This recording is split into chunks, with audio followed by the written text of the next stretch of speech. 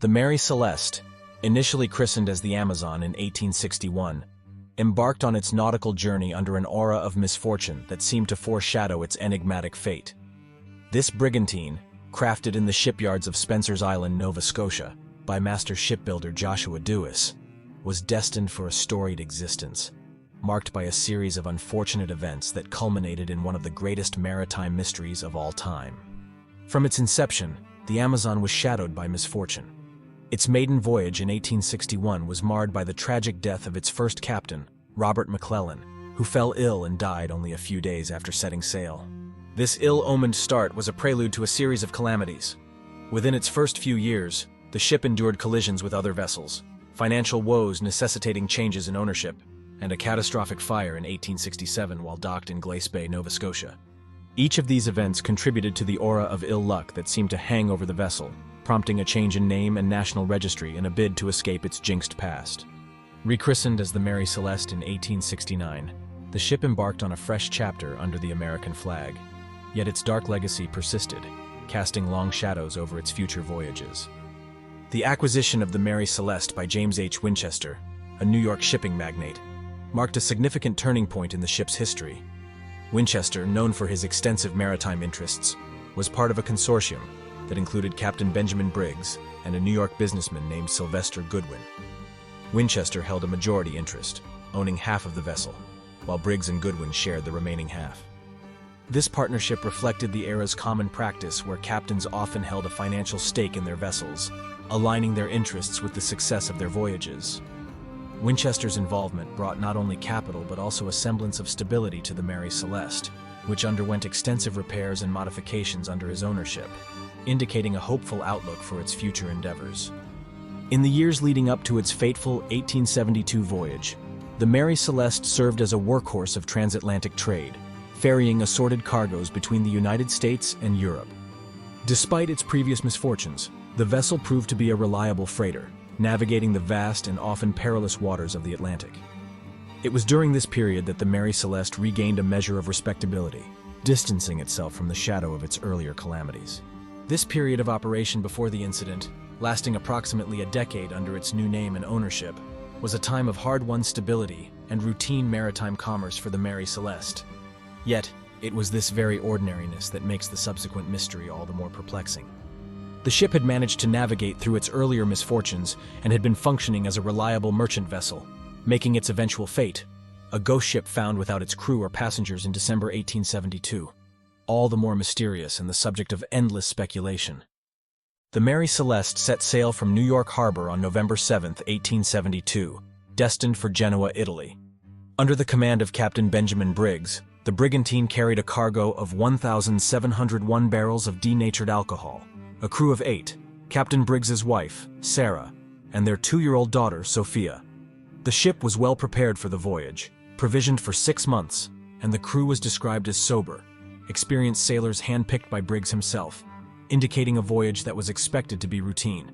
On December 5, 1872, the British brig Dei Gratia, under the command of Captain David Morehouse, was navigating a course roughly parallel to that anticipated for the Mary Celeste's journey from New York to Genoa. It was this day, crew members aboard the Dei Gratia spotted a vessel behaving erratically, its sails partially set, but moving in a manner that suggested a lack of direction and control. As they drew closer, it became evident that the vessel was the Mary Celeste. Sensing something amiss, Captain Morehouse, who was acquainted with Captain Benjamin Briggs, the master of the Mary Celeste, decided to investigate. What the boarding party discovered was as baffling as it was unsettling. The Mary Celeste was in good seaworthy condition, with its cargo intact and the personal belongings of passengers and crew undisturbed. The ship's lifeboat was missing, the only clear indication that the vessel had been deliberately abandoned. Upon boarding, the Gratia's crew found the Mary Celeste's sails partially set and in disarray, and the rigging in poor condition, with some ropes hanging loosely over the sides. The main hatch was secure, but the fore and lazarette hatches were open, though the cargo beneath them was undisturbed. The ship's clock was not running, and the compass had been shifted from its place. The galley equipment was neatly stowed away, and there was no sign of fire or violence. The last entry in the ship's log, dated November 25th, showed the Mary Celeste's position to be off Santa Maria Island in the Azores, far from where the ship was eventually found. The absence of the ship's lifeboat suggested a hurried departure. The yawl, as noted in the ship's inventory, was the only means of escape provided for the crew and passengers, yet its disappearance raised more questions than answers. Why would Captain Briggs order the ship to be abandoned, especially when it was in a seaworthy condition and the weather had been fair? What could have prompted the experienced captain to leave behind a perfectly good ship for the small, less secure lifeboat? The discovery of the Mary Celeste without her crew prompted a slew of theories and investigations. The Gratia crew sailed the ghost ship to Gibraltar, where a salvage hearing was conducted. The thorough investigation sought to uncover evidence of foul play, piracy, or insurance fraud, but ultimately concluded with more questions than answers. Despite various theories proposed over the years, ranging from mutiny and piracy to natural disasters and supernatural explanations, the reason behind the abandonment of the Mary Celeste remains a mystery. Each theory attempts to provide an explanation for one of maritime history's most perplexing enigmas: why a seaworthy ship fully stocked and in good condition was deserted by its experienced crew without any apparent reason. One of the more plausible explanations centers on the fear of an explosion caused by the ship's cargo of denatured alcohol. It's speculated that fumes from the leaking barrels might have led the crew to fear an imminent explosion, prompting a hasty evacuation. This theory is supported by the discovery of the ship's hatches being open, potentially an attempt by the crew to ventilate the hold.